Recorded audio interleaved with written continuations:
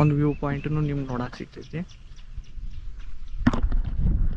ಅಲ್ಲಿ ನೋಡ್ರಿ, ಅಲ್ಲಿ 2 ವ್ಯೂ ಪಾಯಿಂಟ್ ಅದಾವ. ಈ ಕಡೆ ಸ್ವಲ್ಪ ಫಾರೆಸ್ಟ್ ಏರಿಯಾ ಐತಿ.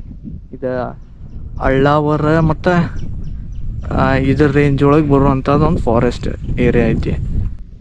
ಮಳೆ ಬರತ್ತಿತ್ತ, ನಾ ಬರೋದ್ರಿಂದ ಈಗ ನಿಂತೈತಿ.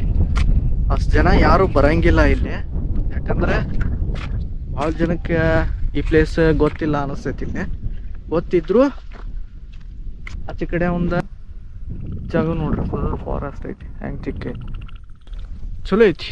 ನೀವು ಬಂದು ಒಂದು ನೇಚರನ್ನು ನೋಡಿ ಒಂದು 2-3 ತಾಸು ಪೀಸ್ಫುಲ್ಲಾಗಿ